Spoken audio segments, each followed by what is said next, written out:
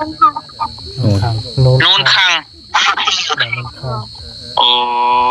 มันอยู่นอกมีบ่ไกลบ่จากตัวเมืองน่ะรถล่างไปมาสะดวกหรือบ่มันจะบริเกามันก็แค่มันทางจากหักมันเข่ามากจากข้ากับบ้านบ่อเสียงแล้วบ่อเสียงเข่าก็เลยนั่นเลย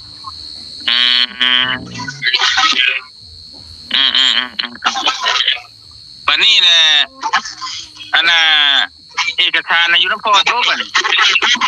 พ่อตัวอายุไสน่ะคนอยู่ใต้อีกคน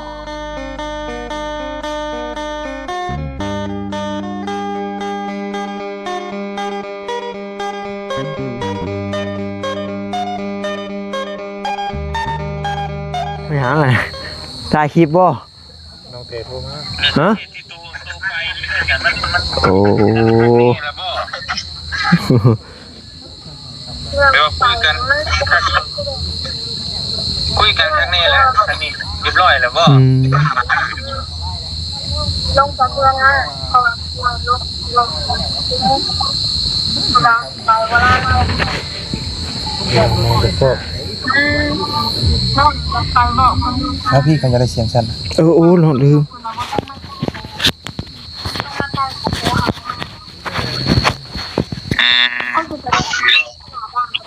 มาเหยียบบ่มาเหยียบบ่ยาเราบ้านยาตัวนั้นเรื่องยาตัวแต่เฮาต้องมาเว้าเรื่องดินนี่เว้าเรื่องดินนี่ให้มันจบตัวหญ้านี่เราบ่ต้องเอามาเที่ยวเอาแต่ตัวก็เรื่องดินนี่นะครับหญ้าปูตัวบ่มาก็ได้นะมาคุยน่ะมีแต่โตกับหมอไล่2คนมาน่ะจบรู้ทุกสิ่งทุกอย่างเขามีแต่ขายทางหาเลยว่าจริงๆมันอยากขายดินเป็นความเป็นจริงคนละเครื่องมันไม่ใช่ว่ามีแต่นู่นเราแบบขายดินนะเราเขาจะขายกับปังคนละเครื่องเพราะว่ารู้ทางขายบ่ขายหรือบ่ขายก็มาคุยกันแหละสิเฮกครึ่งบ่รู้จังได๋ก็ให้มาคุยกันแต่ตัวมามันก็บ่แล้วนะต้องสิเฮกครึ่งบ่รู้จังได๋ก็เดี๋ยวมื้อตัวมาได้จริงๆโอ้ผู้ใหญ่เฮ็ดประชุมสายคุยกับผู้ใหญ่พร้อมเลยเพิ่นว่าเฮ็ดแบบใดให้เอาแบบใดก็เอาแบบนั้นตามจุดประสงค์ของผู้ใหญ่เพิ่น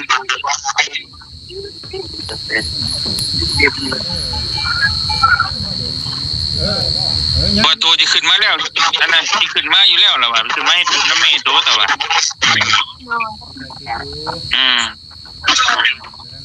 ประมาณมื้อใดตัวที่ขึ้นมาเดือนจังเมื่อใดเดือนมันเดือนหาเงินเดือนตัวเฮ็ดงานบ่แล้วก็มาออกมาเกี่ยวข้าวแล้วอันไหนก็มาเกี่ยวข้าวตัวไปเฮ็ดเวียกยังอยู่พุ่นน่ะ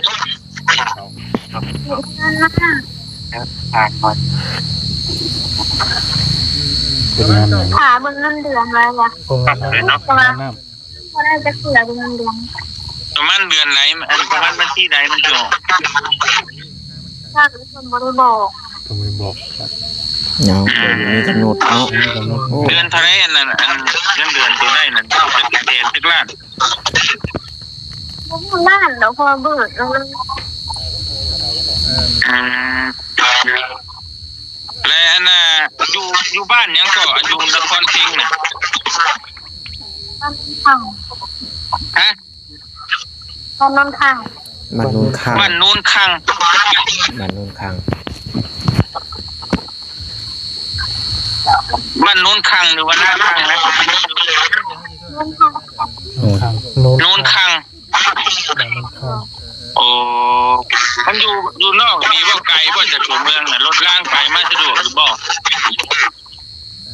มันจะบริเกามันก็แค่มันทางจากหักมันเข่ามากจากข้ากับบ้านบ่อเสียงแล้วบ่อเสียงเข่าก็เลยนั่นเลย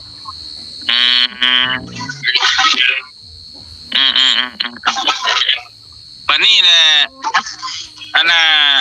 เอกสารอายุน้ำพ่อตัวบัดพ่อตัวอายุไสน่ะคน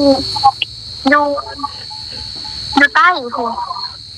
ใต้ได้อยู่ใช้เฮาสิไปเอาเอกสารนำเพิ่นได้บ่บัดนี้จักสิ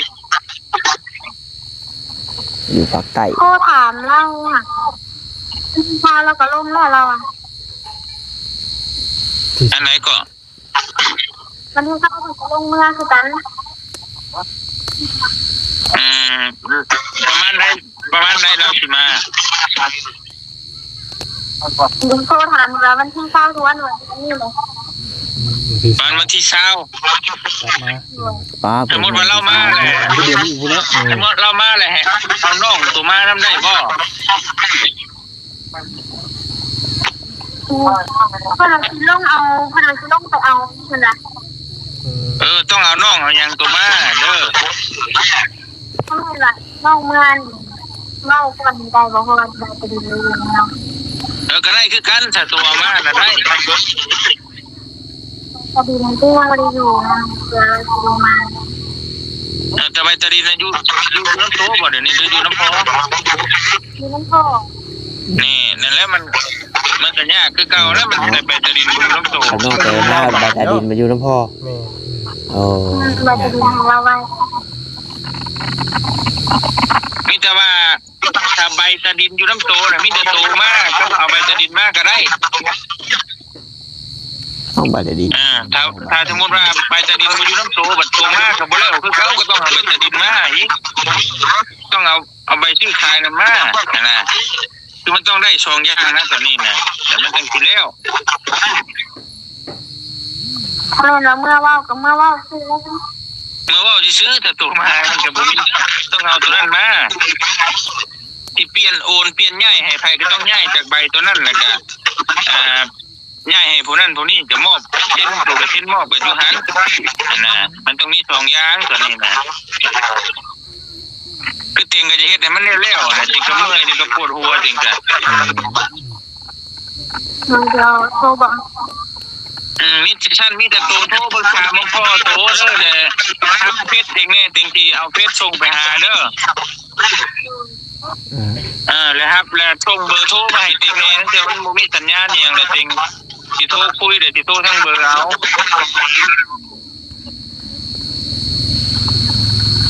เพราะว่าอย่าให้มันเร็วมันทั่วนะมันจังน้องนุ่งตัวสิแล้วอยู่ก็ล้มๆแหลมๆอยู่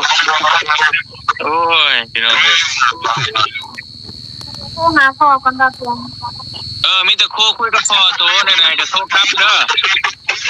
เดี๋ยวฮับเฟซเองแน่เดี๋ยวโทรมาทางเฟซอันนี้ก็ได้เดี๋ยวคุยจริงๆบอกรายละเอียด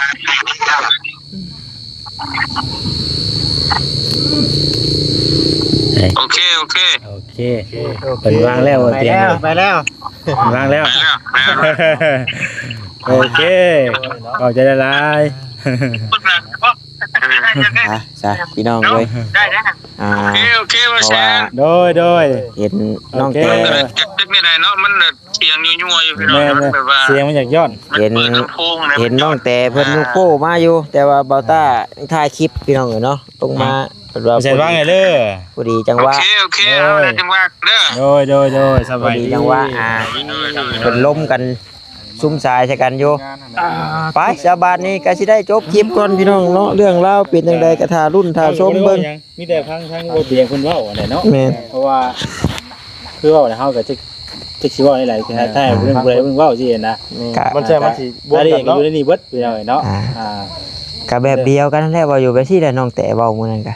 แบบนี้เล่นบ่ ก็คือ กูจะโทรหามันบ่ โทรแล้ว อ๋อ ก็ ดินอายุน้ำพอเนาะ ดินอยู่พอสมมุติว่าต้องแต่มากับ อยู่ ต้อง น้ำพ่อ ต้องไปเอาน้ำพอผุนมา พ่อว่าดูว่าดูใช้ก็กินนี่แล้ว ภาคใต้ ก็แต่เราอยู่บ้านนู้นหังน้องแต่น่ะเนาะบ้านนาหังบ่หรือนู้นหัง เฮาน้องแต่เราเฮ็ดงานหยังก็คือว่าง านน้ำเนาะโรงงานน้ำบ่ งานน้ำ โรงงานน้ำ ออก